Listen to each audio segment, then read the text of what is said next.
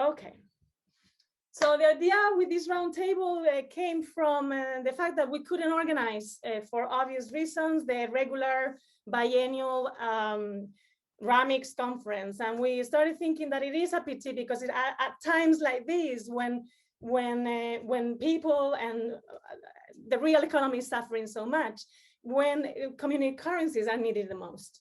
So we thought that a good way to keep the conversation alive and the learning going would be to organize some sort of, this online roundtable. So that's the background to it. And we also are very aware and we've been reminded through the pandemic how important it is to actually share knowledge and have open access to research and best practices and things like that. So this is an effort to keep on the sharing, to continue the sharing. As for the focus of today's first roundtable, we'll see, we are a bit of our guinea pigs. It's the first time we organize it. But the focus for today's roundtable, it is that we have had community currencies for a long time. They've been we've been using it for a very long time now, but also in previous crises. And most of people that work with them and that are benefiting from them know that this is a tool that can soften the impact of crisis. And yet, they seem not to have a difficulty in getting institutionalized. We know they are good, but why are they no most obvious? Why haven't they become an obvious tool for economic resilience and community resilience? So the guiding question for today is really what factors, not what makes them fail, but actually what makes them succeed. What factors and variables, what issues lead to these tools getting institutionalized? So with that question in the back of our mind, I'll give the word, this is how we'll to our different guests, have them present their ideas based on their research, and then have a Q&A time slots for us to keep on, continue the discussion and develop the discussion. Yeah? Good. So our first guests come all the way from Japan. And they are Chikako Nakayama from the University of Tokyo and Manabu Kuwata from the Fukuyama City University. And they've been working on the notion of sociality and the importance of sociality for community currencies in general. So Chikako and Manabu, the floor is yours. Okay, thank you very much. I will share screen. Okay, I hope it works. Can you see the slides well? Perfect. Okay. Manabu, please go ahead. Okay, thank you very much for inviting us on this roundtable. So I try explain the main purpose of outline the construction of our article. So please next slide. Okay. I got to do this way. I don't know how it works. I'm sorry. Technical mistake. Here. Here, okay. So in this article, we insisted on. Okay. Do you see the fifth page? We see classifications of the essence. Okay. Great. Okay. Good. Okay. In this article, we insisted on the fundamental importance of sociality to monetary sovereignty using the credit and social theory of money. And from this point of view, we tried to criticize the explicit and implicit contrast between the state and the market or the society in theories of money. So first, we examined the classification of metalism and charterism, or the commodity theory of money and the charter theory of money in the section 2. In this section, we examined the serious difficulty with the apparent contrast, market versus state, and also society versus state. And we can find in monetary theory of most liberal economics in the 20th century. But this framework of dualism cannot understand the variety of sociality which support actual money or currencies, not only legal tender or banknote, but also denationalized, regional, and cryptocurrencies. So we distinguished the credit theory of money from the state theory. Both are included in charterism, and we sought the possibility of the credit theory as being complementary of the state theory. So, in the section 3, in our article, in order to make the significance of credit theory. Sorry. Moment. We'll have to show this one, maybe. Fine. Okay. 多分これを今見せてるんだよね。はい。In order to make the significance of credit theory clear, we focused on the function of money as means of payment, as well as medium or storing value to be used as social credit. So we mainly relied on the anthropological literature on the history of credit and debt, and the plan for the socialization of credit proposed by Clifford Hugh Douglas in Britain and the 1920s. So, so last section, we insisted on the 2 points as follow. People's trust or belief in the perpetual validity of institution payment and debt is indispensable for monetary sovereignty. But the sociality among people embodied in the existence of monies and currencies cannot be reduced not only to the market, but also the state. The sociality underlying currencies does not necessitate the authorization by the state. So, okay.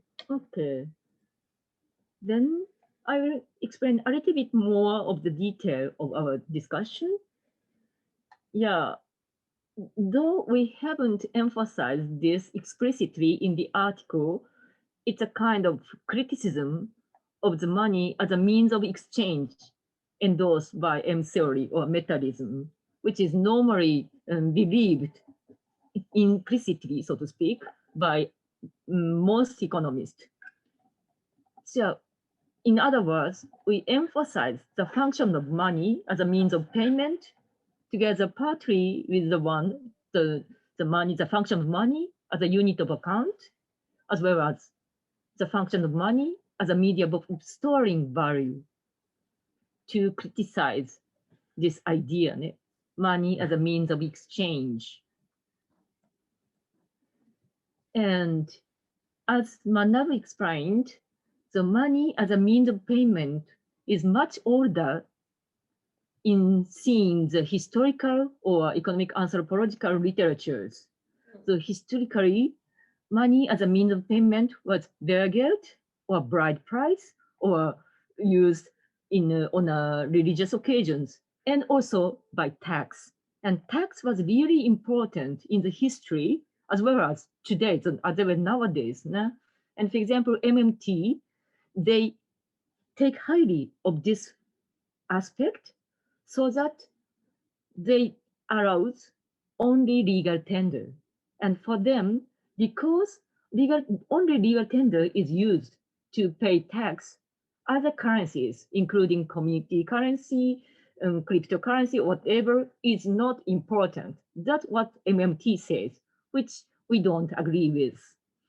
And instead of that, we would like to emphasize the mechanism and the importance of the money as a means of payment, which was explained by David Graeber as the theory of debt or the history of debt.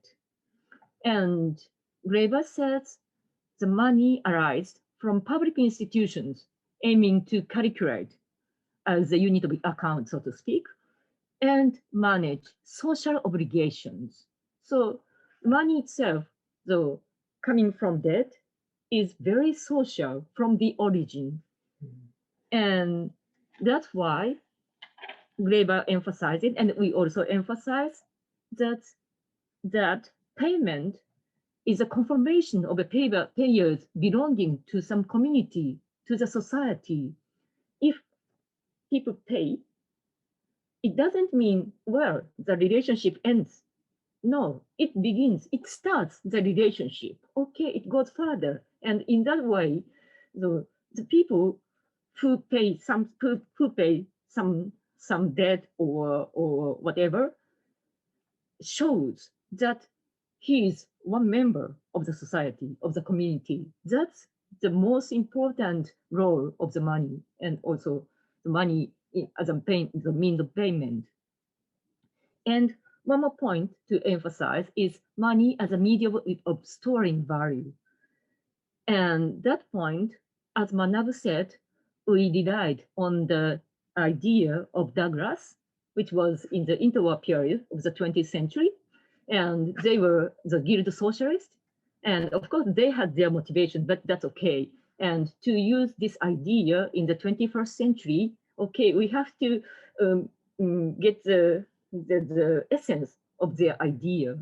And if we see that way, okay, then well, I would say here, our emphasis is the sociality of storing social value or credit. And maybe we have to explain it a little bit more in detail, but maybe it's better to leave it for the discussion later. And I will just see what Douglas said there. Well, this society to storing social value as a credit is really the very important foundation, the indispensable foundation for money sovereignty, which is constructed by the people or by the collective power of the people, so to speak. And Douglas made a kind of distinction between real credit and financial credit, but both are from the people. Both should be from the people. The real credit is the effective reserve of energy belonging to the community, like common cultural heritage. And even though people don't give the contribution of labor or so, they belong to the community. Those who cannot work, they are also some member of the community. And in that sense, they are also a actor of the cultural heritage at that time. That's the idea. And also financial credit. Okay, then that financial credit is the ability to utilize this collected energy, the ability to deliver or pay money when demanded for the social purpose or for the purpose of for the community. And this sociality cannot be reduced to the market nor to the state. That's our conclusion. Okay, that's it. Thank you. Thank you very much, Chikako. I'm having the privilege of actually moderating this discussion, so I have the privilege to asking you the first question. And there's quite a few issues you're touching that I would like to talk about, but I'll see where I start. So one is that I really appreciate that you lift or that you bring in the role of sociality in any kind of money. That is a role that we often forget in our conventional national kinds of money. And I do really appreciate that you actually remind and it's the premise of your article actually too, that markets, like Polanyi already remarked, markets require of states for their creation and their maintenance. And that it is the regulation of these societies that the states were trying to accomplish when issuing currencies.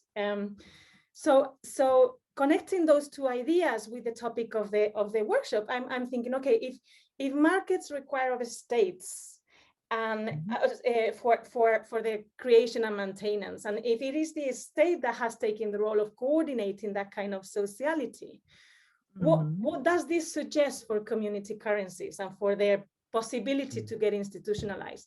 Does it mean that if community currencies don't have any public actor attached, they really don't have any chance of having a long life? Or it might be an open question. I don't know if there is an answer, but does it mean that without a local, even if it's a very tiny local public agency, we really have no chance of institutionalizing community currencies? Where do you have a position on that kind of question? Maybe if Manabu has something to say, okay, please go ahead. Okay. Yeah, okay. Then first, I'd like to say something. The first thing is, as we showed in the article with the example of Virgo, what the state shouldn't do is to stop it, to disturb it. And as you know, Japan is also a very centralized country. And of course, there are a bunch of the local and community currencies. And if they are tiny or small, or to some extent, that's okay. But if some community currency has the power to get more audience, then the state begin to say, well, it's not money. Well, it disturbs the system or so on. And that's really the thing which has to be avoided. And this is the first answer, at least. And okay, Manabu, if you want to say. Okay. And yeah. So what you're saying is the state is not necessarily, doesn't necessarily have to be the enabler, the necessary enabler, the required element to actually move forward the institutionalization of community currencies, but at least for it not to be the inhibitor, the gatekeeper, the person. Yeah, the Wargol example very well illustrates. But in Wargol, it was the local public agency, it was the local mayor that was also the enabler, and it was the National Bank of Austria that was the inhibitor. So maybe we have different levels of commitment from different public agents, from different public levels. I've seen Mark. I'm gonna give Marcus Petz, who's another guest, the first question, and then I see Mark Govin is also raising his hand. So Marcus, please. Thank you, Esther. When I hear about this concept of sociality, it reminds me of the concept of commonwealth and this generation of wealth, which is owned in common. And the question is that a res publica? Who owns it? So if I think back to some radical roots in Britain, I look at what happened with the right to roam, when you had open moorland, and who owned it was owned by, first of all, the state owned it through the Crown in England, and then it was passed on to rich lords and nobles. So it was enclosed, the commons was enclosed. And in the 1930s, there was a great movement of the Ramblers who occupied the land in huge numbers and made it again the Commonwealth. Now we have the laws in Britain, right to roam laws, based a little bit on the Scandinavian allemansrätt, or jokainen oikeus, as we say in Finland, every man's right to access open moorland, forests, collect berries. So that Commonwealth is who actually owns it. And I think there's a similar aspect when we have community currencies. And what's tended to happen is that community currencies are not run by government, central government, but they're also often not run by local authorities. But in a way, if we wanted to think who would be the guardians of that, we would think of maybe in some communities it would be a religious community, maybe a church in some small villages, or maybe it should be a village council.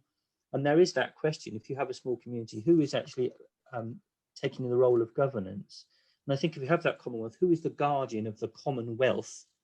That doesn't mean they can dispose of it, but they guard it for everyone else. And I think that institutional aspect is something that is perhaps missing in many cases.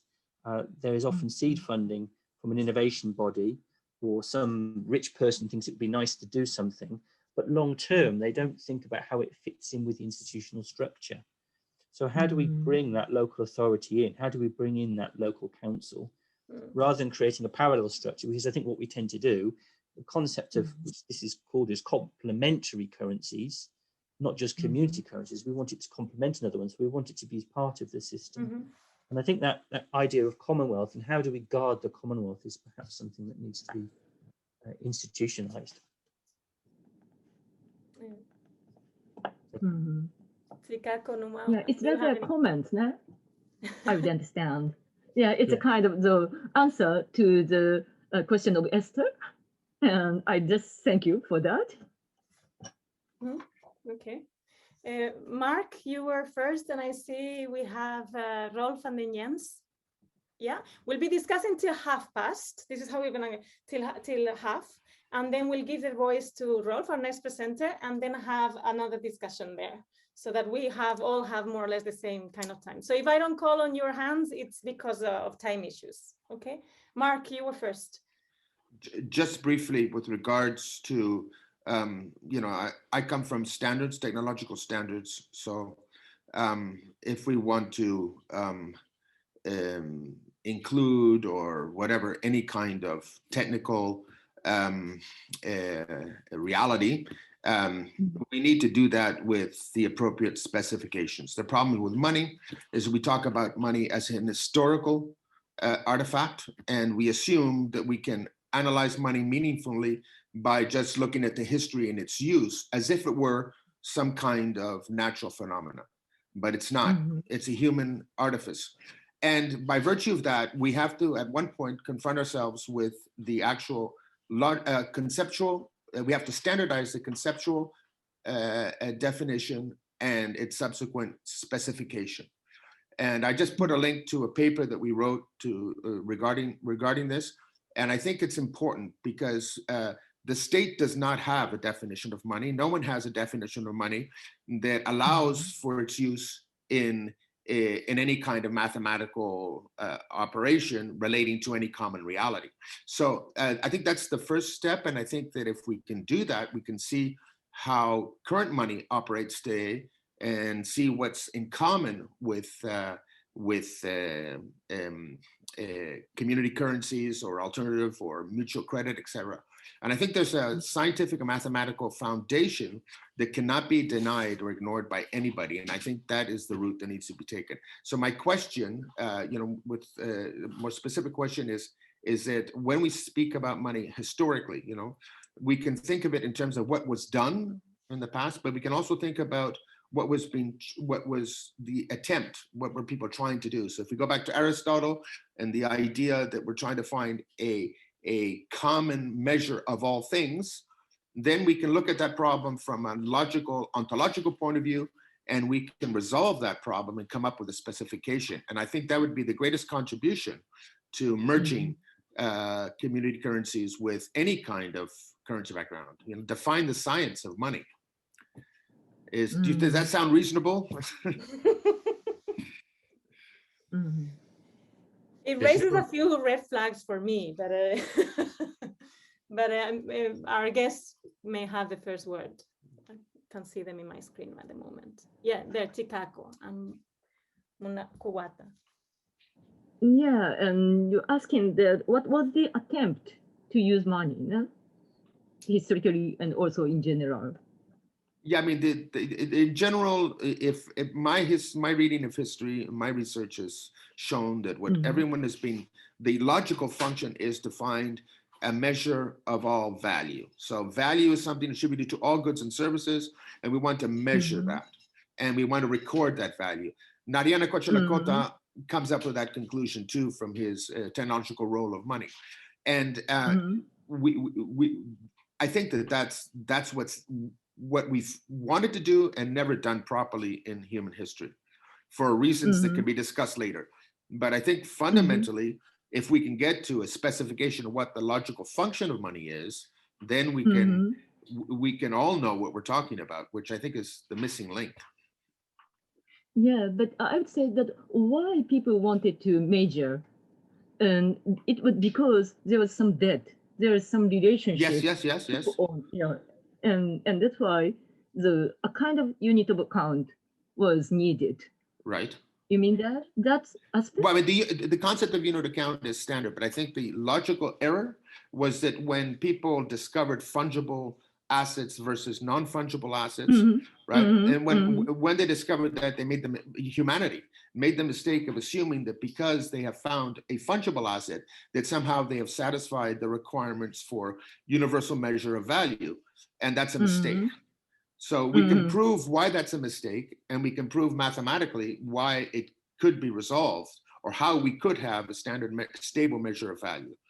And I think that without having to control money supply or issuance, etc. So the question is conceptually, we're merging two concepts: the concept of a commodity that we trade with the concept of measure, and they are mutually exclusive. And by trying to put them together, we have an ontological error. And that ontological error we carry over constantly by trying to reproduce this model of a token, depending on supply, being the reference of value of all things. And that's, I mean, logically speaking, or in terms of any kind of systems science, is a logical error. Okay, yeah, I mean, I agree that there is a logical error, and it is in the merging in many, and you see that very often among crypto activists, but also community currencies, merging the notion of money as a commodity and the notion of money as the settlement of debts, as a credit, as a form of credit, actually. And you see those two concepts, those two metaphors, those two ways of thinking about money being confounded in the very same discourse. But it's not just as credit, it's as an actual asset on par with other goods and services. Yeah, that's where is the commodity view. That's you're bringing in the commodity view to a credit relationship. And that's wrong. We have 2 minutes. Yeah. And I'm happy to discuss this, but let's see where other people bring us. Jens, and then you, Rolf, as a way into your own presentation.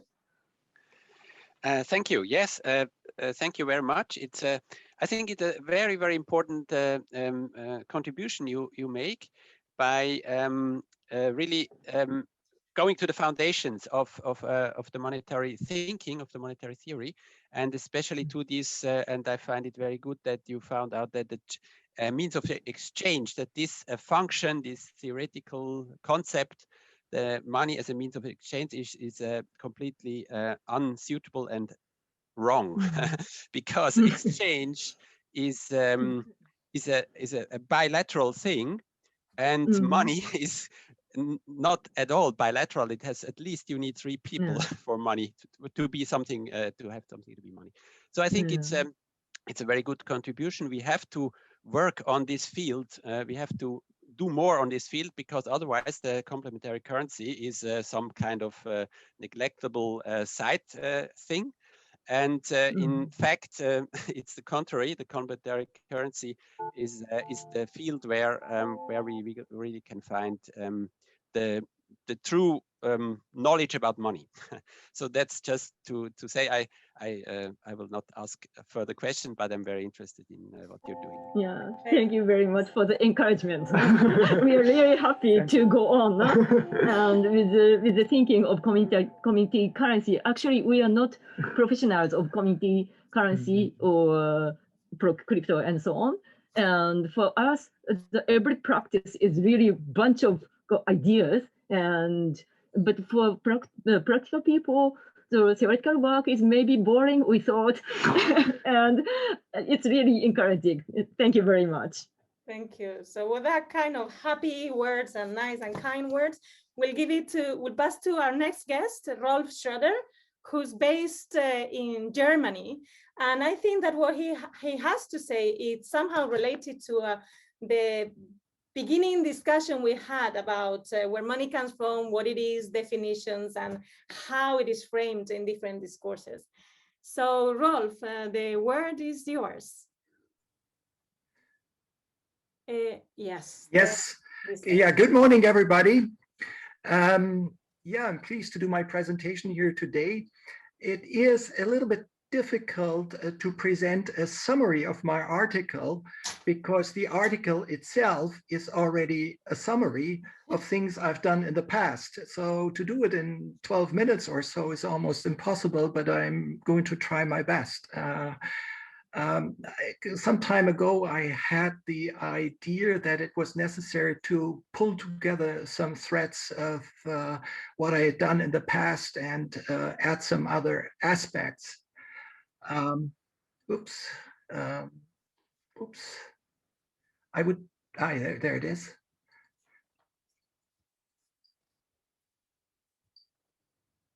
Do you need me to go to the next slide? Yes, please? to the next one. Yes, please. Inform me when you need the next slide, because I don't know. Yes, the next one, please. I'm going to start with a couple of photographs. They are, I think, quite familiar to you, and they could be substituted by other photographs. I think photographs and images of complementary currencies are quite important for our understanding of complementary currencies. And the most important aspects of what they illustrate is that they illustrates that complementary currencies are a new form and an alternative form of connectivity. That's something journalists really like to take up, and they do reports and newspaper articles about us. Of course, in this context, money is quite important. You see, for instance, script notes here, but also technologies, as for instance, the use of cryptocurrencies, which is important, but also information about supply and demand. Sometimes you have photographs also of communities, so that brings in the social dimensions. Social scientists would think then about the importance of social capital, the building up of trust. This, however, I think is just part of the story, and the question remains, who is connected with whom and who actually stays outside. In fact, there's one image here that's about the Brixton pound, and the organizers had taken a photograph from an anti-racist activist in order to appeal to the local community in Brixton.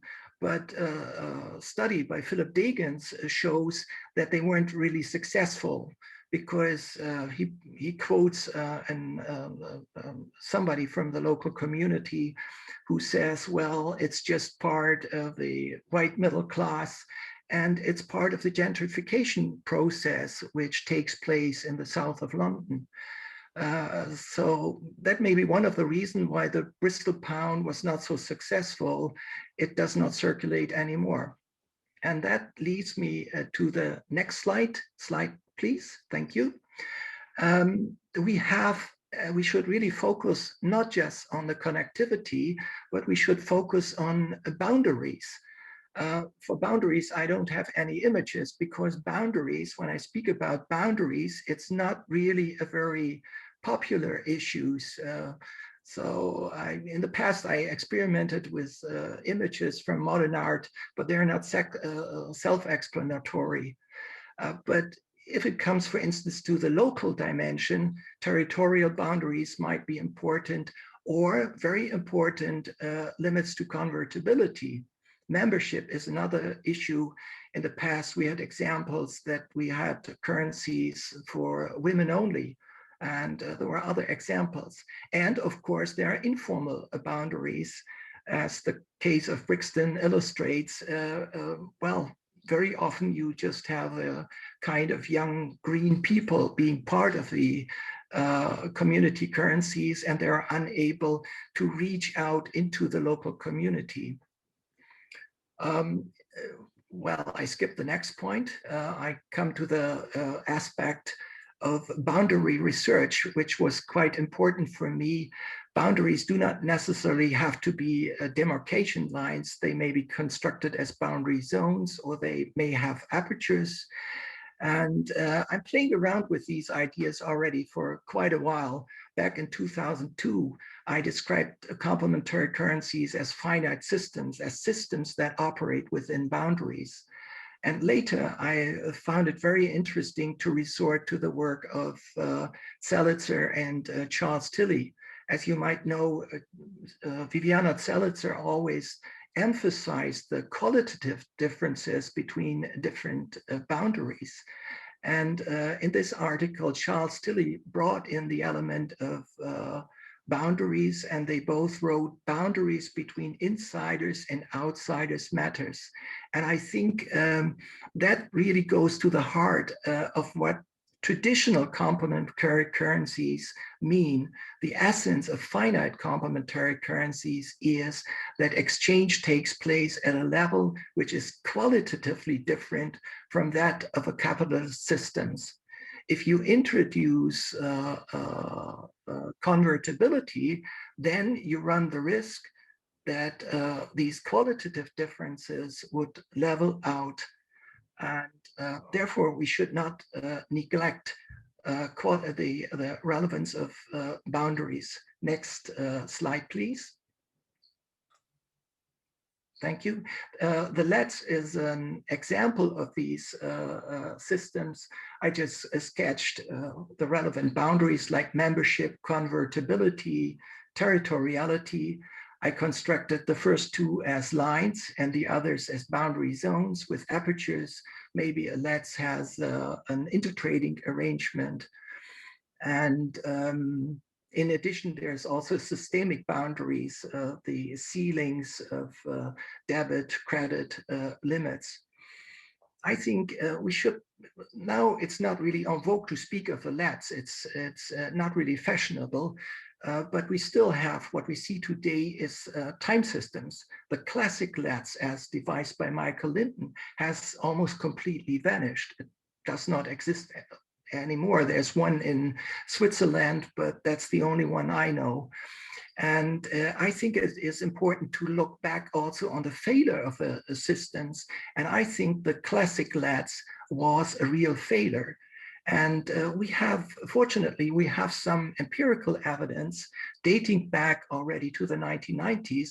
Mark Jackson provided us with two studies. One of these studies published in the IGCCR in '97, and they show that the system didn't really work because Linden had integrated in the membership private people and businesses.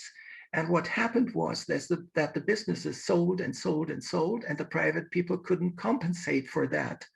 And this shows that there was an incompatibility between the composition of the membership structure on one hand, and this was incompatible with the non-convertible currencies. I think that was the reason for the failure of systems, of LETS systems in Australia and New Zealand, and explains why the classic LETS has practically vanished from the scene. Next slide, please. I think this failure or this limited success of finite systems has led to, into the direction that other systems thought about abolishing boundaries. Local currencies have, have still, the boundary is limited in the Chiemgauer, for instance, but it's just a small threshold. And it's completely vanished if we discuss cryptocurrencies, which can be converted to normal currencies, and which are global systems sometimes. I think it is important to make the difference here and emphasize that with full convertibility, they become part of a capitalist structure, whereas traditional complementary currencies were considered as a part of an alternative economic structure, the solidarity approach or the diverse economies approach. And many authors in the past, people like Colin Williams, Offend Heinze, and others, emphasized always the link to other elements of the alternative economy, to microfinance, for instance. And I think that's important because traditional complementary currencies have not the capacity to build up capital. Yeah, they're just a means of exchange. They're barter or tausch or tracker systems. I'm still in favor. I think they still have a potential, these systems, because what they offer, with this kind of closed character, they offer some advantages. Quite well known are the advantages from the barter tradition. They offer the potential to make use of unused capacity. But beyond that, the great potential and the reason why they spread, developed in different parts of the world from each other was that they offer a chance to bring together people who are engaged in labor-intensive production. I think that's a big problem, a big issue, because I think that refers, I draw here on the work of Baumol's cost disease, because labor-intensive production in the care sector, in agriculture, in many other fields, tends to be more and more marginalized.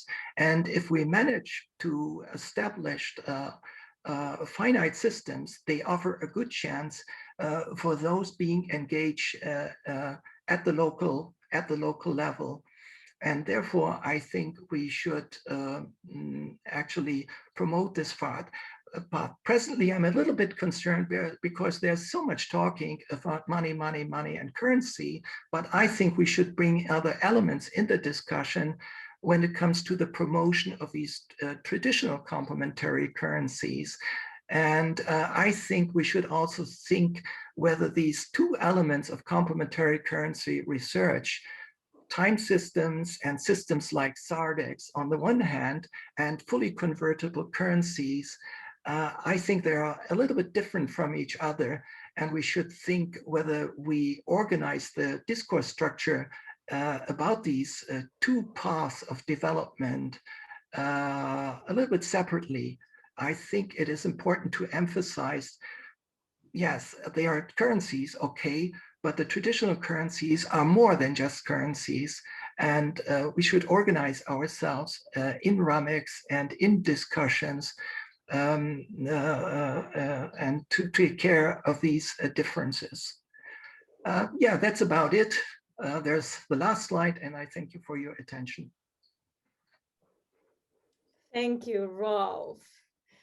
I think you very nicely connected to a couple of the issues we discussed after the previous presentation, actually. One is that where the previous presentation talked about sociality, you're actually talking about connectivity. So that brings the two presentations very nicely together, and who it is connected, you mentioned, and who, and with whom, right? And you also mentioned, and I really appreciate it, that connectivity is also a boundary and boundary making, and making those boundaries porous or less porous, which reminds me of Eleanor Ostrom, the economist that actually discussed a commons-based, and we often discuss community currencies as an infrastructure for the economic commons. And her first principle is actually define clear boundaries.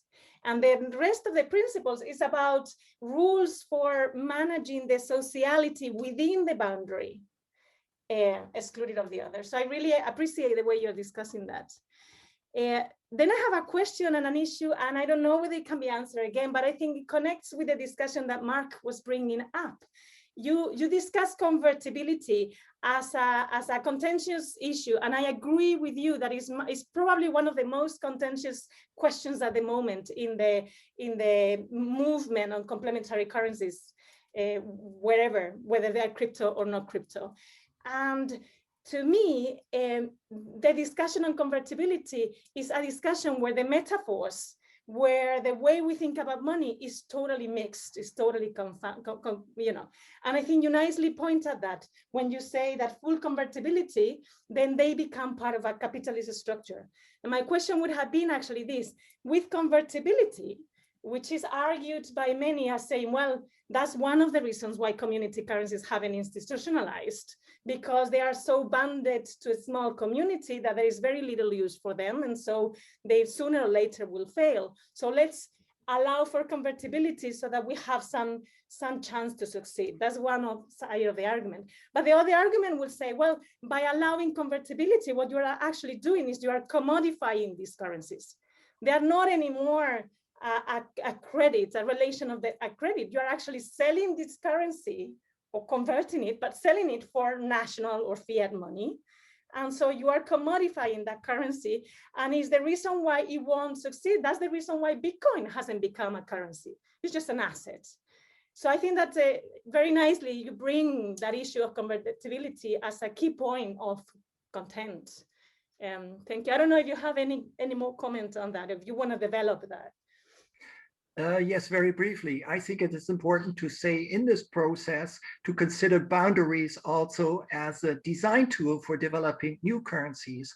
It is possible, I think, to develop completely new systems. And one day we might look back at what we have in present days as people look back to the 19th century, the people who started using airplanes. And when you think of airplanes today, oh my God, what was that? And I think it is possible to develop complex new systems. And by using boundaries as a design element, you mentioned Eleanor Ostrom. Ostrom always emphasized the relevance of boundaries for defining common pool resources. Yeah. And this also implies, because within these, for instance, in the degrowth community in my country, there is some, controversial and conflicts between activists, usually left-wing activists who advocate the commons and those who focus on money. But if you look at the boundaries of community currencies, because they are not an instrument of building up capital, on one hand, and the boundaries of the commons, then you can see this is basically the place where they can be brought together. Yeah, so that's a good example where we could say boundaries is something which does not separate us, it also brings us together. Mm-hmm, mm-hmm. There are two sides of one coin if you want, yeah. Anyone has any comments? I would like to introduce them to the discussion. Mark, I see, is raising his hand. There was also a hand by Georgina Gomez. By who? You know, there is a small button on the bottom of your Zoom with where it says reactions, because the visible hands, it's, a deep green. I see that too. So Mark, you first, and then I see. Just briefly, with regards to convertibility, etc. Again, if we have some kind of common understanding of what money is or what the function we're trying to achieve, and that's clear, that's fundamental. But one of the things about the problem of convertibility and the accumulation of capital is that what is indisputable is the accumulation of capital has brought on risks that is collapsing the very system. So the way to merge the two is to realize that the community currencies or mutual credit done properly eliminates or mitigates risk in a very real way. And I think that's the trade-off. I go to community currency because it's stable. And it gives a complementary access to a means of payment. I don't believe much in the complementary. I think it's a misnomer. But anyhow, it's adopted. We can't be complementary to something that doesn't work. Okay. Yeah. Dale. Hi, thank you. Marcus, I saw you. I made a comment in the chat. I think the convertibility question is absolutely a real question, but it can't be solved on the terms of the debate that I've heard so far. The thing about community currencies is that community economies offer a fraction, a tiny, tiny fraction of what the average member of the society needs to access to live a contemporary life. So these aren't economies, these community bounded economies, they are tiny little subsets. And if you want to say, oh, that shouldn't be true, then you condemn those communities to a subsistence existence. And so you can probably find community currencies in, sort of relatively untouched hunter-gatherer societies. And if we could all live like that, then we wouldn't need an economy. The purpose of an economy is to enable exchange between outgroups. If you read David Graeber, the three categories of exchange that he talks about are communism, which is what we do within groups. Within community, actually, mostly people would be happy to share if there was not a scarcity of available subsistence needs. What we need exchange for is to communicate and coordinate our activities in a specialized economy, which is what a modern economy is, which gives us Zoom and computers and eyeglasses and healthcare and all these things that we actually consider are fundamental to being able to live a civilized life, by coordinating many communities together so that each can specialize. So the problem becomes, we do need to decouple ourselves from the current world currency system, which has been radically de-simplified so that it can be dominated by an oligopoly. If we sell our currencies one-to-one, like the Bristol pound did or the Brixton pound, all those things, we immediately lose any legitimacy. We've just spent a lot of money to make currency units that are less useful than the available ones for free. This is nonsense. Brixton pound took about £1 million of grants to produce. They printed banknotes which cost 30 or 40 pence a banknote. It's just sort of insane idea that this was building a local economy. It was burning crumbs off the table of the big system to produce something that looked cute and became a collector's item. It's just nonsense. So the issue is, how can we build boundaries that get money to stick to local economies enough and then connect those nodes together without going via the global currency, without using the dollar? That's the trick, because if so, I'll ask you to be brief because we have more. Yeah. No, stop now. No, but I see your comment, and that. I hope I made that point. Did I? But I think I made that point. And it'd be better maybe if I have failed to make it, if someone asks me a question rather than me carry on for another 5 minutes. No, but how I read your point, it connects very nicely to Rolf's. He said, and I quote, the issue of connectivity is who is connected with whom. You, by bringing the Bristol pound, they were connecting to the dominant capitalist system, or capitalist money, or fiat money.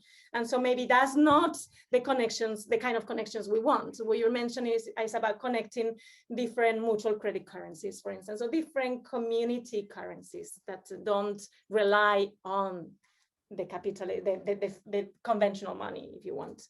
Marcus, I have your hand up. Is it still up? It is still up. Just a quick, two quick things. The first one is Jeremy September in Japan is now looking at LET schemes. And he said he found a dearth of research. He really couldn't find recent research on LETs. And perhaps as indicated, if there's less and less LETs around, there's less and less people publishing on it, if the schemes have kind of collapsed or reduced or altered.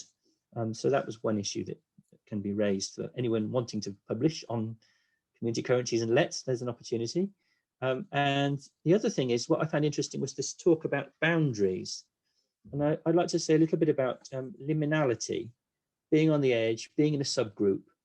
And there seems sometimes a discourse within community currencies that it's about mainstreaming, about bringing people into the main economy, getting people to work in the main economy, connecting them in through something they can understand already, and less about building a separate community or a separate existence. If we look at languages, for example, and two big languages meet together, in between the languages, there's often a Creole develops, and sometimes that forms a pidgin. And there's a pressure from the other languages to move away from that. In some cases, it's been recognized. The best one I would say is in Sweden, where Yiddish has been recognized as a minority language. But if you look at what the forms of Yiddish is very often it is very much a Creole, but yet that community is being supported. And I wonder if that institutional aspect is missing. So we don't have the power centers and the institutions wanting to support separateness and difference. We have them wanting to mainstream and standardize. And that's perhaps something that is an issue. How do we support variety? His efforts to have a women-only currency is an effort to make a separate women's space. And in many cases, a separate women's space has failed it makes a ghetto that women then can't take part in the mainstream discourse rather than a bridge.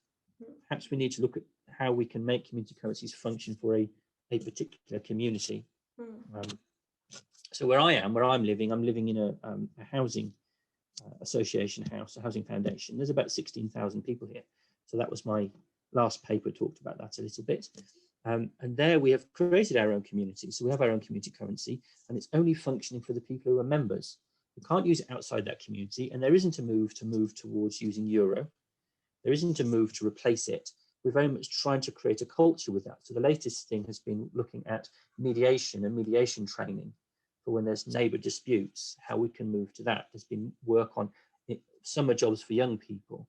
There's been a number of different things that are coming in. So that's institutionalized it. So now the Housing Foundation, the company that runs it, actually wants that to happen. They actually want to keep that currency and support it and innovate on it. They don't want to get rid of it and replace it with euro. So when you come in and you start to use this and see this currency, you start to think, well, maybe I want to use that. I don't want to use euro. I do want to. So it's actually creating that separate community. And that's perhaps where the institutionalization needs to happen, an awareness of it's creating another space that is separate, not trying to mimic the major economy or bring people into the major economy. Thank you. So, I connect your comments. Well, do you have, Rolf, any comments? Sorry, any reaction to this? No, I'm surprised about. I'm astonished about the feedback. It's quite astonishing and interesting. I myself, I don't focus. I'm not so. I don't have quite the same attitude as Dill.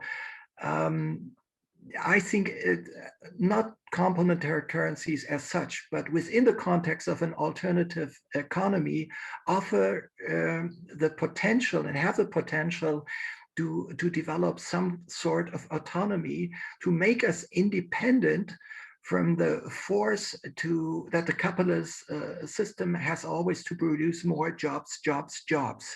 And I see a potential if we bring the various elements of the alternative economy together. That's perhaps a slightly different vision I have to many of you, that I focus less on the monetary aspects, also the monetary aspects of complementary currencies. But focusing on boundaries is what this discussion is really all about at the moment, and that is just as important. And the sociality, that's what this first hour of our session has actually brought up, that sociality and boundary making or boundary defining is just as important, if not more. Well, I don't know if not more, but as monetary design. We have 1 minute before I give 2 or 3 minutes to stretch. Is there someone who's pressing to have a comment, but it should be swift?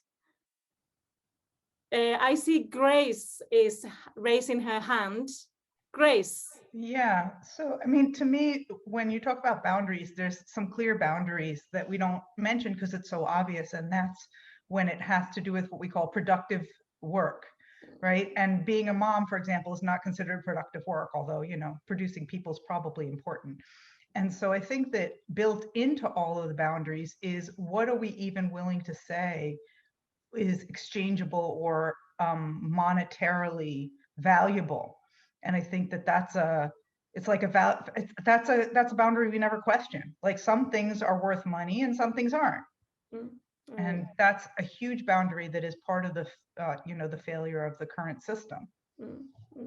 And your comment actually very nicely brings to the discussion the issue of culture, and our patterns of thought. If we are not able to see mommy and daddy work as work, we are unable to visualize it through currencies or through payments or through other means of visualizing it. It just remains invisible. So it's again, you're bringing into the discussion of money actually cultural elements that are just as essential as other elements. Thank you, Grace, for that.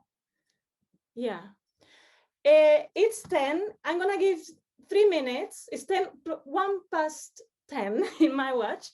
I'm gonna give to 5 past 10 to stretch, go to the toilet if you want, take a cup of coffee. I need to stretch, and then we'll be coming back and inviting Fabienne Pinos, who's written about the Eki, among others, in the French-speaking, no, the French part of the Basque country, and then to Markus Petz from Finland. So as you see, we're represented at least a lot of parts of Europe and then Japan.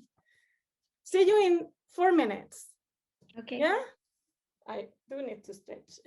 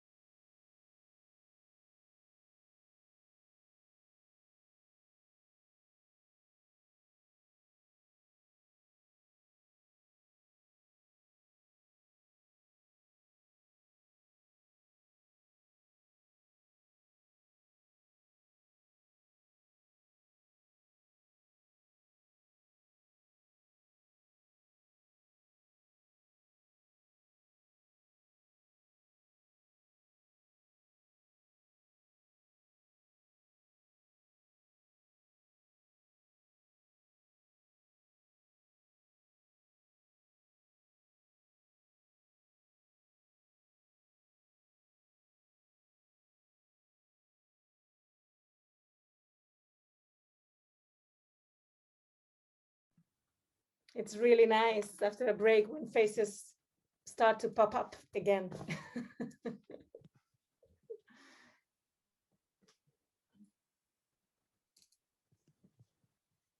Are you following the chat, Esther? No, I'm taking notes. I'll try to go through it after the meeting. Sorry, I was in the T. Did you ask something about the chat? Sorry. No. No, just if Esther was aware of the articles and things people have posted in it. No. I wanted to say that it's possible to save the chat. There's 3 little dots. Yes. And anybody who clicked that save chat can save it. So then if we put, it's a bit late to say now, but if people put articles and quotes and links, then people can access those later. So I've been putting a few, but I didn't think to. So, So welcome back. Our next presenter is Fabienne Pinos, who's done a study, among other, of the Eki in the French part of the Basque Country. I was particularly happy to read this because my own upbringing was in the Spanish part of the Basque Country, where we've heard about the Eki, but I haven't at least seen it as much used. I don't know if it's only on the French side of the Basque Country. So she is from the University de Bayonne et du Pays Basque. Is that right? Yes, Thank you, Fabienne. I try to share my screen. You tell me. Perfect. Is it okay? Yes. Yes, I'm sharing your screen. I'm sharing your presentation at the moment, Fabienne. Okay, but I have to click to go to the following page. Okay, you just let me know when you need to go to the next slide, and I will move. Okay. I'm on my screen. I see that I'm instead of sharing my screen, so I don't know what if you see my screen or if you see your screen. Okay, now I guess we are seeing your screen now. No. I'm seeing your screen, Fabienne. So try and press the. We're not seeing your screen anymore. No. Okay, it was mine. Okay, sorry. Sorry, my bad. I think it's okay now. It's my screen. It's my screen now. It's okay. Ça marche pas. Yes. This. Oh, it's okay. It's okay. Sorry. Sorry. So thank you, Esther, and RAMICS community for this exchange opportunity today, which is really welcome in the context we have been experiencing for nearly a year now. So thank you very much. I'm Fabienne Pinos. I'm a teacher researcher at the University of Pau et les Pays de la Doue in France, and I have been participating in the Molona project since 2018. Molona is a collective study on local currencies in the French Nouvelle-Aquitaine, which is a region in France. So today we were asked to speak about value enablers and inhibitors in complementary currency systems. I think it's important to first look at the concept of value and what it can refer to in the context of a complementary monetary system. This will be the first part of my intervention. Then, and without trying to be exhaustive, I will address the issue of enablers and inhibitors through the analysis of value creation processes. I work mainly, as Esther said, on ESCO, so my presentation is based on interviews and observations carried out with users of ESCO and the managers of Escual Moneta, which is the non-profit organization which develops ESCO on the French Basque Country. This presentation includes elements that appears in a more detailed way in an article published in RECMA in 2020. So let's talk about value. It seems to me that we can identify at least two typologies of value in complementary currency systems. We can consider firstly defended values. These are the most obvious. They appear in the literature and in the founding documents of the organizations that carry local currencies. They merge with their objectives and or what is called in French law their social object. We can find examples in literature. For example, local complementary currencies promote different exchange or even social production with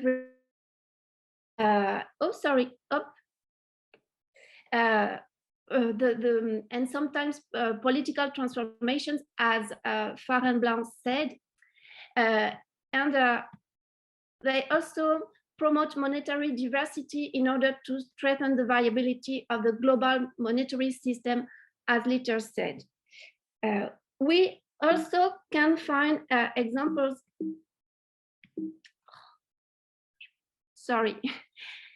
in founding documents of non-profit organizations. This is Escual Moneta statutes. For them, ESCO aims to put the economy at the service of the local, social and human, with respect for nature, instead of an economy that simply encourages speculation and consumption. This is an example from the founding documents of Escual Moneta, but for a very large majority of local currencies, the value defended are related to the defense of the local economy and the practices at the territorial level. Complementary currency systems are managed by organizations. And like all organizations, these deliver one or more value propositions to their stakeholders. The value proposition here represents the overall solution provided by the company, or here the nonprofit organization, to a problem or a need. This problem or this need can be expressed or simply implied, and this value proposition must arouse the preference of customers or the preference of users. This is Osterwalder and Pinos definition. So, what is the promise or the promise or the promises made to the various stakeholders? For Escual Moneta, we were able to identify the following value propositions. For users, the value proposition is a capacity for expression and action in favor of a societal model in accordance with their convictions, a sign of belonging to a united community. For service providers, the value proposition is a means of proving compliance with criteria valued by their own customers, as would do a label or a certification. For communities or public services, it's an opportunity to be innovative and also supportive of an initiative that aims for a collective benefit. Thus, the value propositions carried out by Escual Moneta can meet varied expectations depending on their target. These expectations converge towards a common objective. Nevertheless, it's necessary to be very cautious because promises should not be overlooked. And we'll see this later.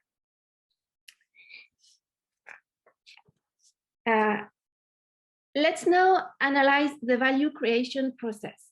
How is value created?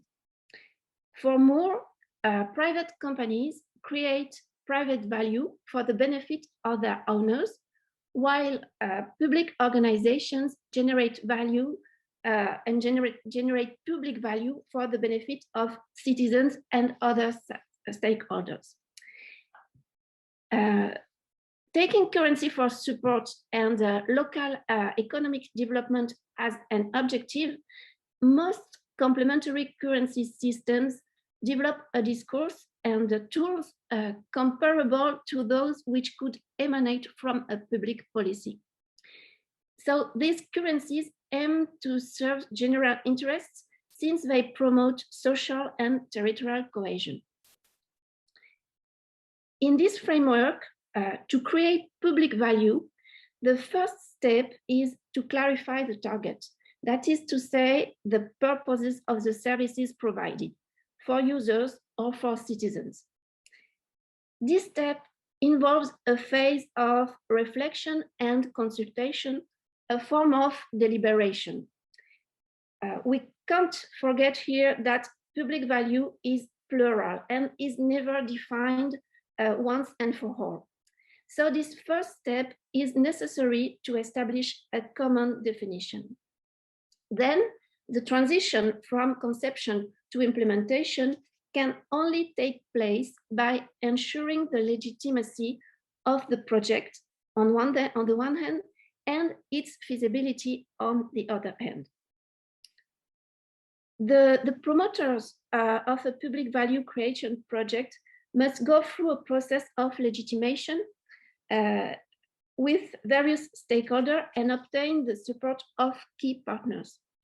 At the same time, they must bring together the human, technological, and financial resources necessary for the material realization of the project. So, from more, we can list the following conditions to create public value. First, deliberations to clarify the purposes of the actions, legitimization of the objectives with the various stakeholders, shared governance, steering of deliberative networks, sustainability of the operational capacity of the project. These are enablers according to Mo.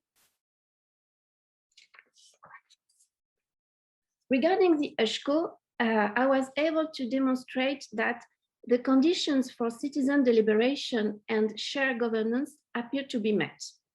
That Eshkol Moneta also fulfills the role of steering deliberative networks, and that a part of the population and various economic agents validate the definition of territorial public value proposed by Eshkol Moneta funding documents. In this framework, to ensure the creation of public value, Eshkol Moneta should reinforce its legitimacy and also should deploy operational capacities to grow and produce socio-economic impacts. Eshkol Moneta will still have to demonstrate its ability to support the change promoted by its founding documents. For non-profit organizations, especially innovative non-profit organizations, it may be interesting and useful to use analytical tools developed by and for market companies to study their value creation process. For Osterwalder, a business model describes the principles by which an organization creates, delivers, and captures value, and can be studied with using a systemic matrix made up of 9 blocks. Once the value proposition has been defined, the analysis of the 9 blocks provides systematic and information about the enablers and inhibitors of value creation. So to understand the development of Yushko, it was necessary for us to analyze how Eshkol Moneta arouses the preferences of Eshko users, and as well as the systemic organization on which Eshkol Moneta's value propositions are based. So to keep an eye on time, I will only focus here on key partners, key resources, and cost and revenue streams. For Eshko, we have identified the following key partner and resources: local non-profit organizations networks, volunteering, also the support from public actors, and human skills. Human skills are very important, in particular those related to the management and animation of the network. Also to the mastery of IT tools, because these ones guarantee the monitoring and security of transactions. Another very important thing is the ability to align the interests of various stakeholders and to provoke interactions between them. This is a key skill. The activity, therefore, remains very dependent on human skills to ensure the functions of communication, recruitment of new members, process control, and adaptation to the expectations of stakeholders. To achieve a financial balance over the coming years, donations and subsidies are essential. Indeed, it is necessary to reach a critical mass of members to acquire a form of autonomy. This autonomy may consist of the ability to cover fixed costs of the organization. But the generation of these financial flows depends also on the human skills previously identified. In particular, the proactivity and the ability to communicate on the value proposed by the project. So if we try to synthesize, we observed the following enablers from Eshkol Moneta. First one is the deliberations to clarify the purposes of the actions. This one is supported by steering capacity of deliberative networks and by an ability to align the interests of various stakeholders. The second one is the legitimization of objectives. This one is supported by the capacity to demonstrate the targeted socio-economic impacts, the ability to provoke interactions between stakeholders, and the support from public actors. Last but not least, operational capacities, which are supported by the workforce and by skills. On the inhibitors side, we observe from Esqual Moneta three kinds of inhibitors: financial, operational, and strategic. The financial one is linked to the lack of resources to reach a critical size. This critical size permits to enter a virtuous circle where membership fees cover a substantial part of the fixed costs, and where members become representative of the population of the territory. Second one, operational. We have strong inhibitors in the complexity of use of the money, and also in the lack of confidence in the security of transactions. And the last one is a strategic one, where we can find the lack of transparency, and also the fact that sometimes some elements of the value proposition can be neglected, and this can deceive stakeholders. So as a conclusion, and to open the debate, I would like to mention a potential strong enabler. During 2020, we supported Esqual Moneta in a social impact measurement process. And we were able to highlight interesting contributions resulting from this process. Social impact measurement helps to ensure the consistency of actions with the purpose of the organization and with the expectations of members. And this, we thought, continued the process of deliberation. Social impact measurement also permits signaling good ideas that are existing but insufficiently or not implemented. And this permits continued legitimation. Last point, social impact measurement also permits to help to remind to managers the values expected by stakeholder. Here, the echo from stakeholder of the value propositions. And this permits to maintain income streams. Thank you for your attention. I hope I don't have been too long. Perfect, Fabienne. Thank you very much for the contribution. I'll throw a quick first question observation. First, I thought it was interesting, actually, that you brought Osterwalder's business model, which was developed for-profit ventures, for the analysis of for-profit ventures, actually, that you bring it to the analysis of these community currencies that are seldom for-profit ventures. So I thought that was a very interesting kind of a borrowing of ideas. And to me, what you're bringing to the fore to this discussion is something that I am really concerned about. And it's, whereas we previously, in the previous hour, we discussed quite a few elements that have to do with monetary design or with design of the monetary system, like convertibility.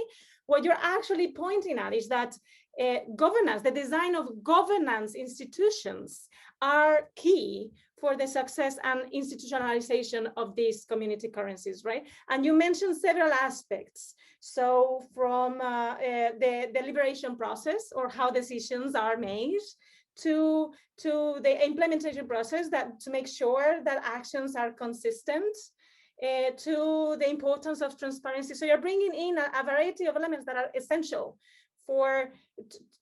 essential when designing the governance institutions of these community currencies. So I'm very thankful about that. Yeah, I don't know if you have, it's just a comment, but I don't know if you have any, if you want to elaborate on that. Otherwise, I'll give the floor to somebody else. Well, maybe give the floor because it's Yes. 26. Yes. Is there anybody that has something they want to mention? Otherwise, I can bring something. I see Diana Finch has raised her hand. And I see also Mark. Yeah, thank you, Fabienne. That was really interesting. I'm also sort of interested and surprised that you started with the kind of the definition of value creation around a marketized model, you know, centered on a value proposition and customers and so on. I mean, David Graeber's already been brought up once. And if we think about, you know, the insights he brought, you know, that the economy started really as a way of how do we meet people's needs, and then it kind of became a thing in its own right, separate from that, and it became focused all on production and creating markets for that productivity, and then measuring that output, you know, with things like GDP. And as soon as we go down this route, we are kind of agreeing that that's what value is. And I don't think that that is what value is. I think that the real value, which is what, for me, what the new economy movement should be trying to achieve, is to recognize the things that are completely external to the market economy, things like the unpaid labor that was mentioned before, and the well-being of people and planet, which are completely ignored. And I think we've been focusing today very much on currencies that encourage exchange in that kind of trading thing, whether as part of a you know, market or a separate market, you know, something separate to the market, but still very much focused on exchange. And I'm very interested in looking at other sorts of currency that maybe don't rely on exchange as ways of focusing on the other value of money, which again, you know, this dichotomy was mentioned earlier on. Is money a means of exchange? Is money a store of value? And we've created this thing in our current financial system where it's both. And I'm very interested in separating them. A lot of the work in the complementary field has gone on the exchange bit, which I completely get. And obviously that was where Bristol Pound's, you know, background was. But I'm now very much focused on the opposite, which is how can we create currencies that are not so much focused on exchange. That exchange might be part of it, but it's much more about trying to measure the right things rather than just productivity, trying to measure real stores of value for humanity and the planet. And I don't think the market is the right mechanism for that. So I struggle with the very premise that that's what the value, you know, that's what value is. Do you have a comment, Fabienne? Short one. Yes, I've used this tool from a market organization because it's just a tool, and I think we have lots of kinds of values, and here it was to detect the values for all stakeholders, all people who are concerned by the use. So I think these tools can be very, very useful for non-profit organizations too.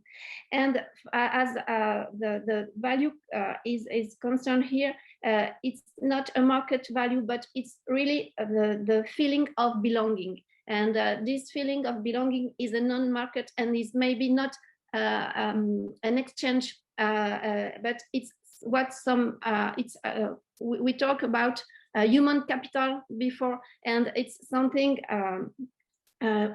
which can't be well, we can be measured with, for example, the social impact measurement, but is not as concrete as an exchange. It's very beyond the exchange. I'm not sure my English is very good. Sorry. Yeah. I see we're running out of time, and I see 3 hands at least that are up. What I'm going to do is I'm going to give one, and since you actually made a gesture in your comment to Fabienne at the beginning to Grace, but I'll ask you to be swift, and then we'll move on to the next presentation. And then at the end, Mark, Jens, if you can bring your questions later on at the end of the next presentation, I'll be very happy. Sorry for this. So this is more of a question, I mean, just not necessarily only to Fabienne, but it just strikes me as very interesting and ironic that one of the things that you cited as an issue is not having enough money. And it seems to be really ironic, and I can't even quite put my head around it. Like, we're inventing our own money, and then we don't have enough money to invent our own money. And I can't even put my head around it. Like, if we created our own money, how come we don't have money? And you have the same thing in the Bitcoin and blockchain area too. It's like, somehow inventing our own money isn't inventing our own money. So like, what's going on there? I guess it's the relationship to the real economy, but and the invisible works and the lack of it. And you said the real economy, like this isn't the real economy. No, the productive, I mean. Yeah. Again, productive, like what does that even mean? Well, what we conceive, well, the currency conceives and values as productive. But yeah, I think it's 32. I'm very happy to take this discussion, Grace, but I would be unfair if I don't open the floor for our next presenter, who's Marcus Petz, and he is using in his everyday life, as he's mentioned at the beginning, in his housing block, he's using a community currency. He's written about it in the article in the journal. He is based at the Department of Philosophy and Social Science at the University of Jyväskylä, however you pronounce that, in Finland. Please, Marcus, the floor is yours. Or the Zoom is yours. I'm trying to share the screen. I mean, is it happening? Yes, I think so. Yeah. Can you see that presentation? Perfectly. Thank you. So it's Jyväskylä. Jyväskylä. Kylä means village. It's not a village, it's a small city. So we have a similar presentation now to the last one that Fabienne just gave us, but Fabienne focused on the enablers and inhibitors really for a currency scheme. And in my case, I'm more on the institutionalization. So yes, there we go. So I put kind of the inhibitors and enablers into a rough chart of what I would say are active ones. So things like laws of prohibition. So we really see that in the community currency sphere, where people always ask, is it illegal? Is it legal to have this currency? And in some cases, it's not. It's been banned. So we've seen that with cryptocurrencies being banned in certain situations. We've seen it in the past, if you go back to the 1930s, with the ruble being banned. And even now, we have aspects that make it difficult. We could also see that as an enabling function. So we have a nice picture of Excalibur, the sword there. It's a double-edged sword. So the law can be something that really empowers something to happen. It can require good governance structures, for example, which builds the legitimacy and the trust in order for a currency to run. And then I graded things a little bit more passive. So I think that the culture that we grow up in starts to affect things, and we can influence that to some degree. So if you have a company, you can decide your own company's culture. If you have a certain local authority or an organization, you can make a corporate culture. So there's some aspect of that which can be actively shaped and changed. And there's a lot of research on different cultures and different ways of operating. But as we come further and further down, it's more of a passive thing. So I think if there's low relational capital, that's not really something active that you can do much about.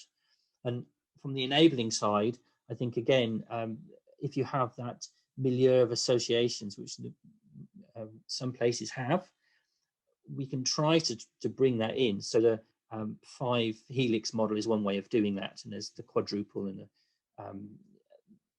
triple helix originally there. And as you can see, they were added up to make the quintuple helix. And again, you can start to fund that from an institutional perspective. So the institution can start to create things. So in Finland, we saw the creation of living labs, and I went to the launch of the living labs.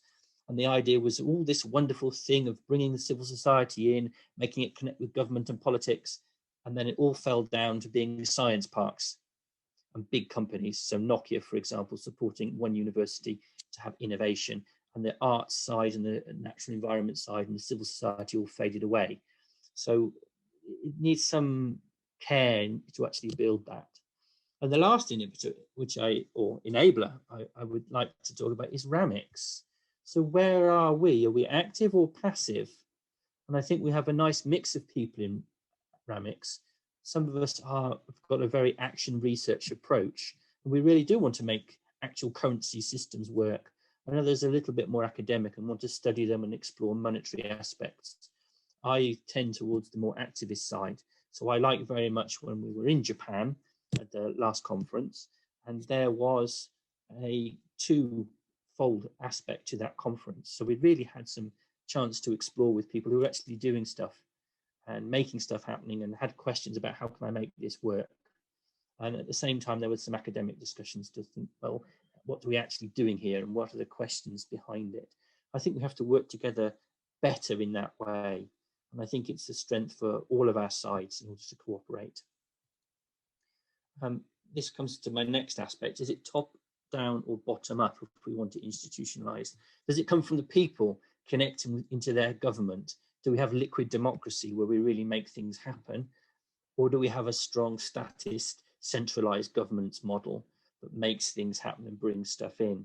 So the policy mix is the way of talking about this. And I think the policy mix can be applied at a local level. You can have local policy. So in the governance of your particular scheme, you can decide if you have demurrage, for example. You can decide the membership criteria. You can decide what the contributions required are. You can decide all those things.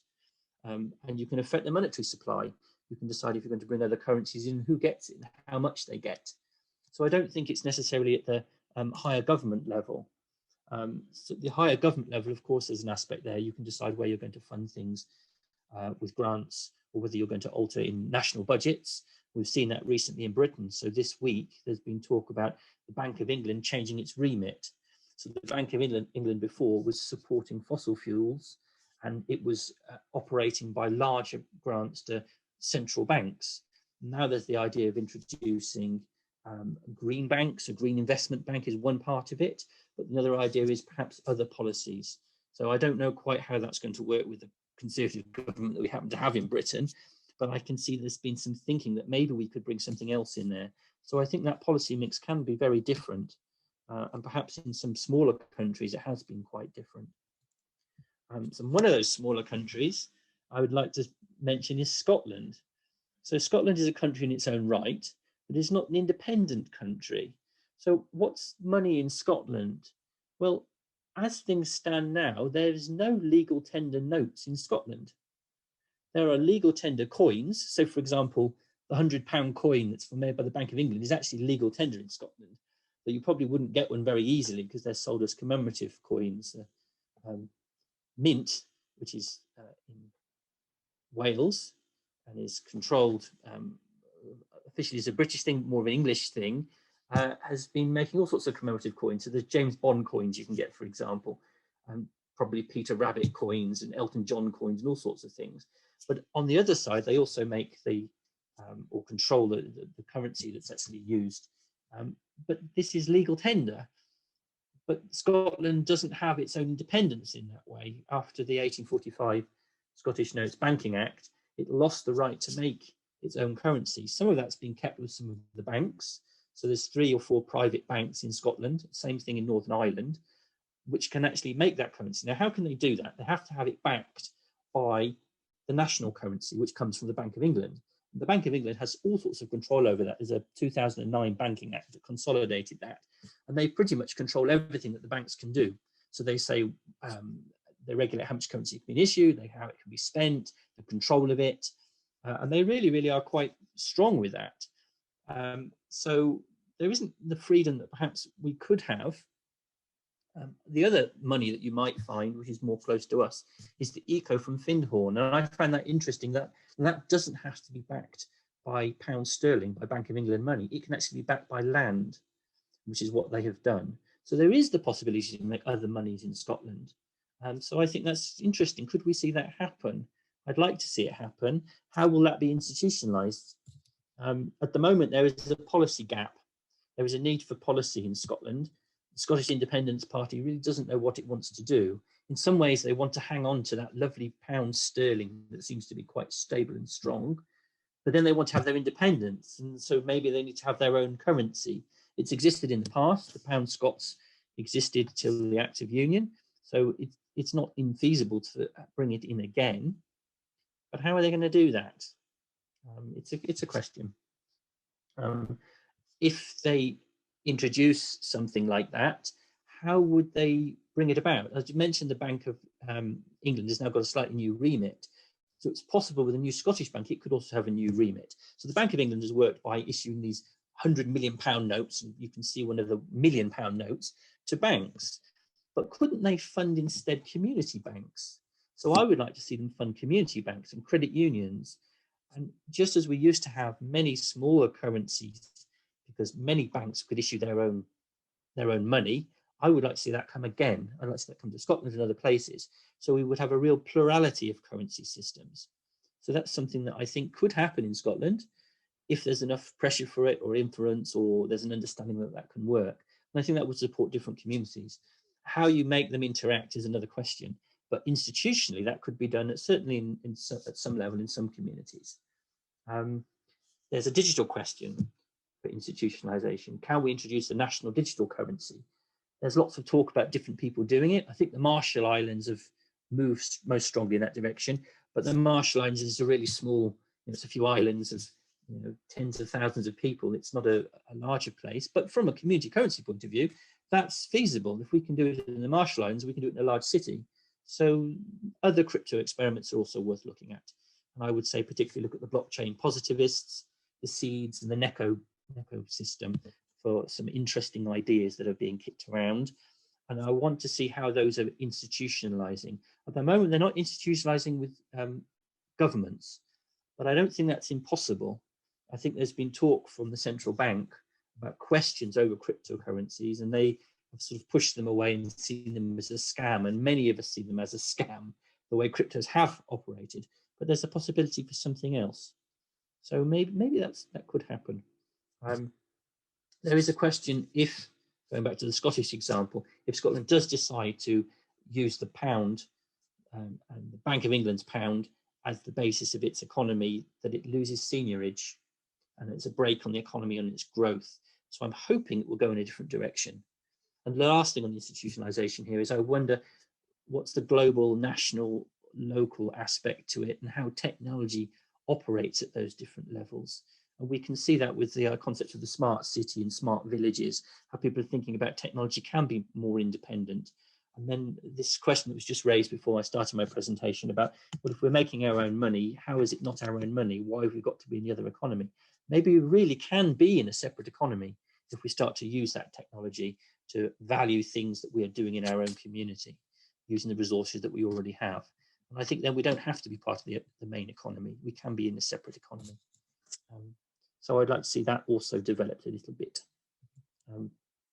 Then we're running out of time, so I won't go too much, but there's a whole bunch of different ideas for institutionalization of community currencies. I've talked about housing co-ops, which I have one here. I don't know if I can, this VTS one I'm doing that my last paper was about. So we could do that through the housing providers. We have Sardex, there's a mutual credit services system being developed, and some of those people involved with that are here today with us. So I won't say more about that. There's been some moves to, again, look at community banks and credit unions and regionalist approaches. I think the regionalist approach is something that's been talked of circles in Europe as a way of approaching things. And that also is a possibility that we don't think anymore of nation states, we think of regions, and then we can bring in regional currencies. Again, that has to be planned in, and at the moment, I don't think it's very strong. Some countries perhaps can do it better than others. Germany has got a stronger regional identity. Other places don't really have the regional identity to do that yet. It could happen. Bristol, again, we have people here. I don't know what's going to happen there. Is Bristol moving to a cashless society? There's some other people I know that are also looking in that direction and trying to move in that direction. For us as community currency evangelists, that doesn't sound too good. If there's no community currency, where do we exist? Where do we exist if we move to barter and cashless societies? But I think there is something interesting there with what's brought in with that. So I go on a little bit now because we've run out of time. Lastly, there's the hierarchy of monies, which how do we say one currency is more valuable than another? And that also affects this aspect, I think, with the community currencies. So if we take, for example, the Calgary dollars, and it has a project which is called the Home Project, where they've been working with people that have housing problems to integrate them with, they do community things, they get some dollars which they can partly pay for their rent with that. But once they've achieved that, once people are housed, we don't have a housing problem. So for example, in Finland, we have reducing homelessness over the last 10 years, and there's a good chance it will disappear in the next 3 or 4 years. There won't be homelessness as an issue. If you had a currency to deal with that, what would you do with it? Can it be repurposed? And I think in the Calgary dollars case, it will. And I think that's the other aspect that we have to think about, is that how long do we have a community currency running for? And how does it interact with other currencies? So I would like to think about how we would have it used for a purpose in the way that we used to have corporations that had a named end point for public, maybe it's building a railroad, whether it was building a new town. Maybe we can think of currencies in that way, and that might make it more useful for something that Esther said at the beginning about how do we make it a useful tool. And I miss with that how we present that to people. So I think we need certain technologies, and one of those is a manuals and support for people to do it. So if the Bank of England is interested, they're welcome to give me a call, or any of us a call, and we can maybe work with them to try and develop procedures and standards to do that. I don't think it's just the banks. I think also there are other standards, international standards bodies where we need to work on things. So there's a whole bunch there that I've listed. Mechanical and social standards are needed. So we talked about governance before, and how do we run a community currency? Again, we have holocracy and pro-social, Ostrom's principles made manifest. So there's ways of doing it. So practices, again, like I think personal practices are important. We don't really have standards for individuals who are involved with community currency. So how do you know, we have banking standards for a banker, and maybe for other professions, but what for somebody who operates with community currencies? What's the standards there? Are they a social worker? Are they a community artist? What are they? So that's something that we could have. And I think there's a whole bunch of different things we could look at for practices. So there's marketing and issuance. So yeah, there's a little list there for you. And lastly, I think our big challenge generally in our society at the moment is climate change. And how do we bring community currencies to help to serve the transition that we've got to make? We have to make a great transition, and we have to localize with that. And I think we have the opportunity to really present that as a solution for a lot of that localization. And I think that's where we should think about, if we want to structure things, that how is our society going to work, and how do community currencies move in that direction? What flows are they going to encourage? And I'm working on a paper at the moment to look at that a little bit on methodological utopianism. So thank you very much. So that's a bit whistle stop. So I've tried to put enough information in there in 10 minutes, 15 minutes to spark some debate. Thank you, Marcus. You brought a lot. It was a rich presentation. You brought a lot of issues to the Zoom plenary. One thing in particular struck me, and it seemed to me, and correct me if I'm wrong, but it seemed to me that you kind of oscillated between let's somehow collaborate with the Bank of England you mentioned, or with local authorities, so that we can more quickly or better institutionalize these currencies. That's on one side. And you oscillated to the other side, where it's no, technologies, and I'm quoting, technologies can be a way for us to create a separate economy. And I'm seeing this as two very different strategies. I don't know if you've read Erin O, the political sociologist Erin O. Wright. He's been studying social movements, and he speaks actually of three very different strategies in the process of advancing social change. The one strategy is symbiotic. So allying yourself to institutions of the dominant establishment, and try to get some change by introducing or affecting them a little bit, but overall you get co-opted. His argument is. The other one is ruptural. So build something really on the side, what we hear say, you know, separate economy. And his third strategy, which I find particularly interesting, is what he calls interstitial. So find the pockets that are they're invisible to the dominant institutions or the dominant actors, and build your own thing, and little by little grow. And you know, you're working at the interstices, invisible, and therefore also that little thing that is not dangerous at all. And by the time it's grown and become dangerous, they cannot do anything. So it's something in between. And I'm not sure where you are, because it seemed to me you oscillated between the symbiotic and the ruptural. But it might be that you're in the third one, in the interstitial. I don't know. I think I'm very much interstitial. I like the idea of finding a crack in society and cracking in there and then changing things. But I also, if I look at different, I'm going to contrast two countries now, Finland and Britain, which I know quite well being British and now living in Finland. If I look at the political culture in the two, they're very different. So Britain is very dominated by two major parties that control almost everything. And they set the dynamic on that. Whereas in Finland, you've never had a majority government. It's always been coalition since Finland became independent in 1917. So the coalition works in a very different way.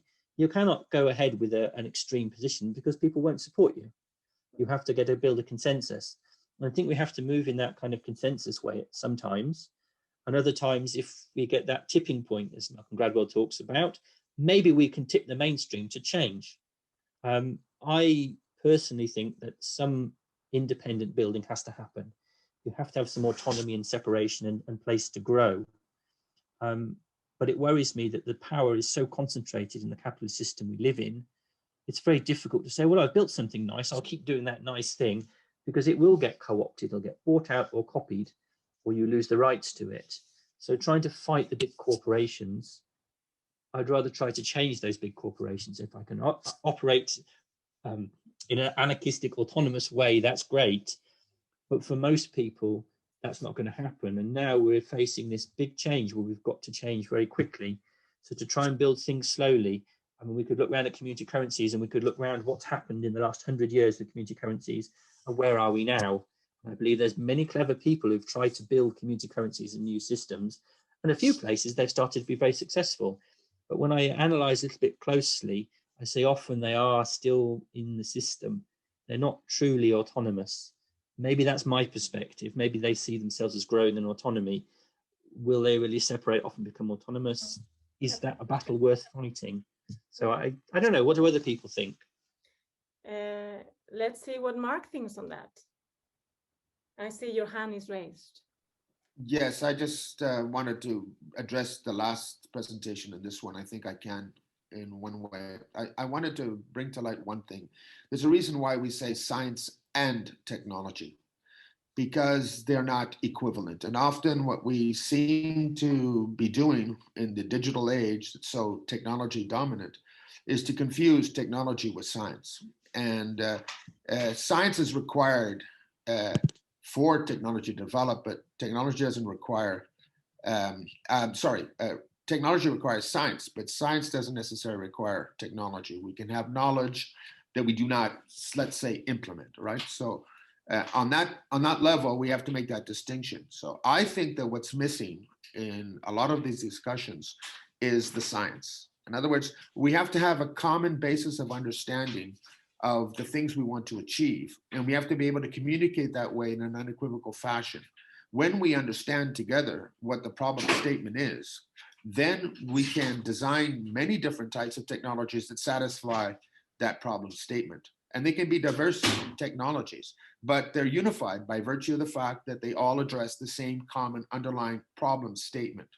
So when we talk about currencies, even thinking, one of the discussions I have with regards to that I support is a mutual credit concept done properly, and that's a caveat. But anyhow, if mutual credit is developed, right, what is the value proposition? Well, there's a value proposition in using mutual credit if you define it properly and you understand it properly and you define the rules according to that definition, both conceptually and in specification. So when we do that, we suddenly realize that the reason we want to use mutual credit is because it solves a problem for everyone, no matter who they are. And what But the problem is that it only solves that problem. And so we have to define the problem it solves, as opposed to trying to use some system without any specific definition or conceptual foundation and say, well, it seems to be good because it seems to do this and it seems to do these, or provide secondary value propositions, right? So what is the primary value proposition of money? That's not even answered by the conventional system. The system doesn't have any definition. The convention doesn't define itself, doesn't specify itself. In fact, it's a non-entity, really, the conventional money. But it's imposed because we do things following what? Well, impulses or but we don't really understand what we're doing. Brief. We have 4 minutes. Well, that's my point. That's my point. Okay, thank you. So your point is that we need to have a common problem statement. That's how I like to summarize. Yeah.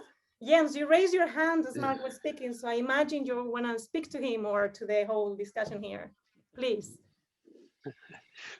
Yes, just in brief. No, I agree with Mark that the scientific part has to be strengthened, and that's what we are doing here, because that's why the technology of these many systems, as Marcus shows, or many of them are failed, because the technology is not the problem, but the thinking behind what do we want to do with money, and that's also a good term, methodological utopianism.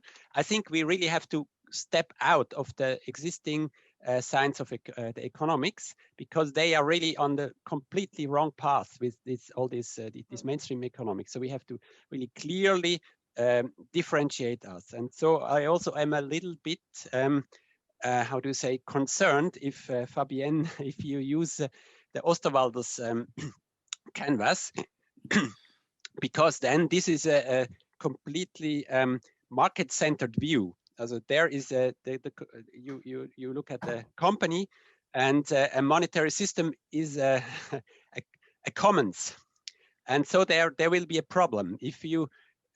We have to really look at the individual side of money and then the collective side of money.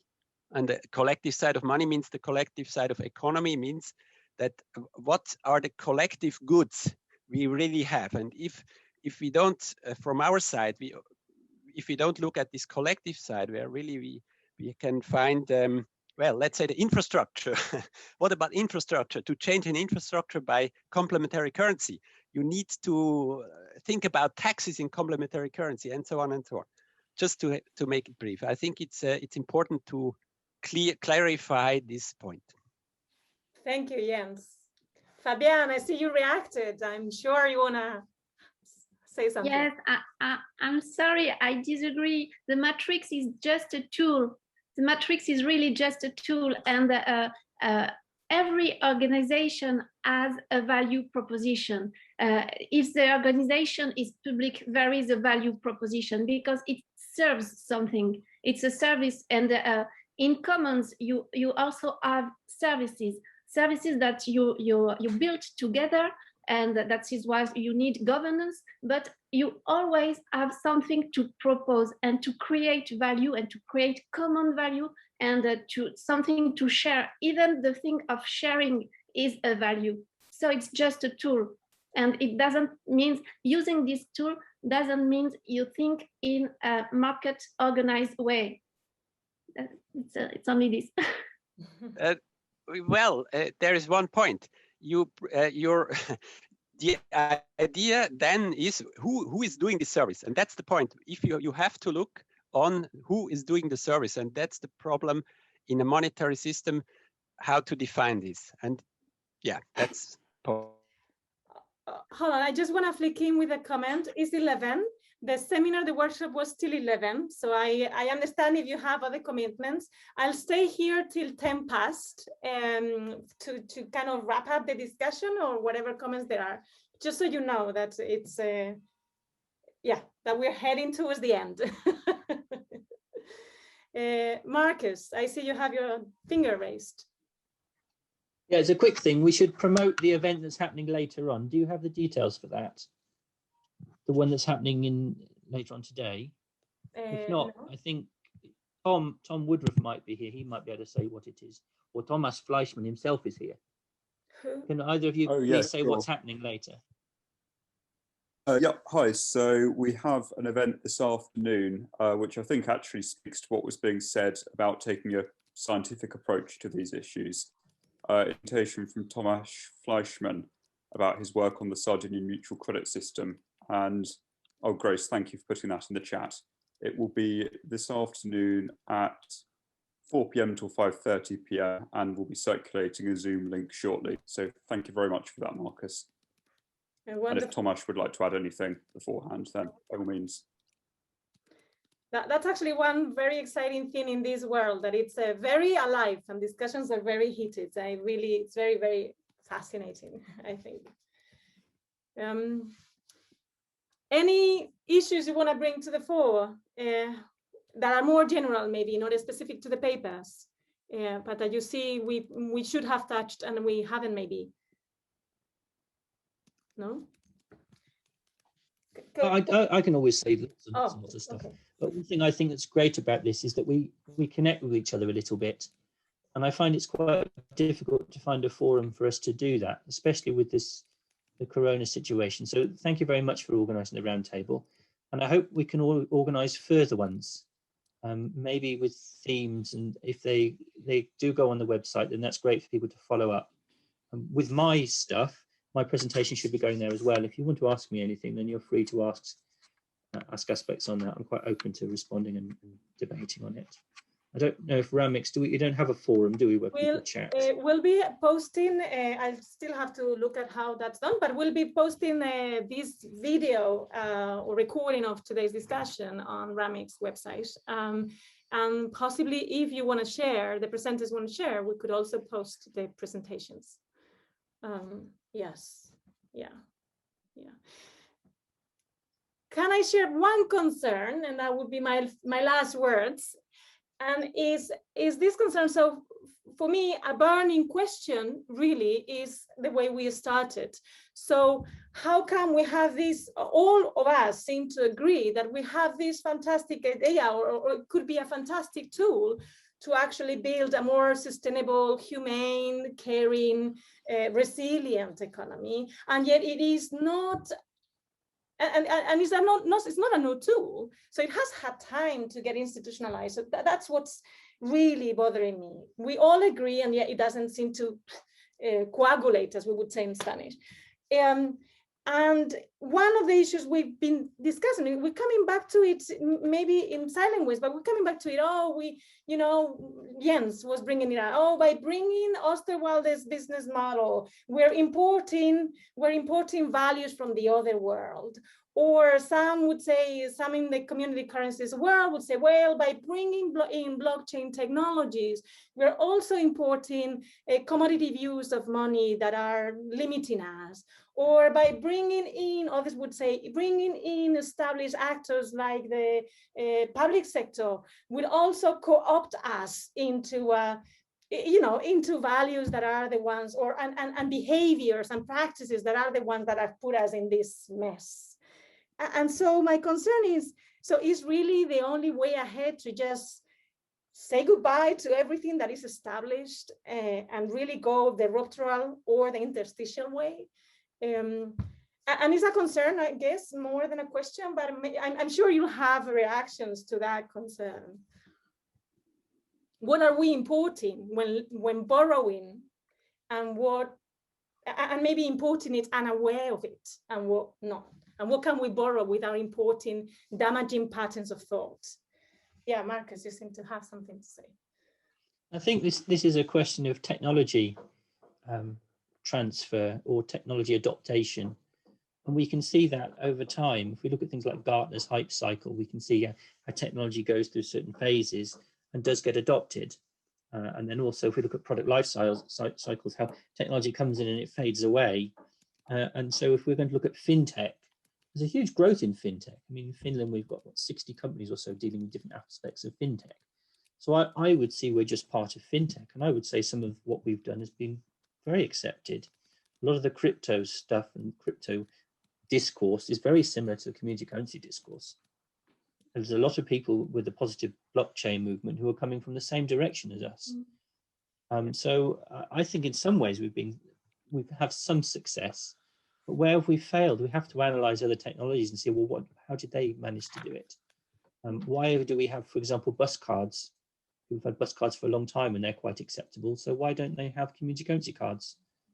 They've had smart cards introduced in cities. So why don't we all have our own smart card in every place? I don't have a simple answer, but I think that's the answers lie there. Any other that wants to? Fabienne, I see your hand. Yes, very shortly. I think that it's important to make the difference between Excuse tools. me, Fabienne. I know Chikako and Manabu are not going to have dinner if you don't leave us now. I know Japan closes all restaurants and all food. So thank you very much for staying with us. Don't worry. Thank you very much. Yeah, I'm sorry we are leaving, but it was really a nice occasion to see people and discuss. And thank you very much. Thank you for your contribution. Thank you. See you again. Bye. Bye. Thank you. Bye. Bye. Bye. Thank you. Thank you. Sorry, Fabienne. Doesn't matter. Yes, just I was saying that I think it's very important to make the difference between tools and the intention.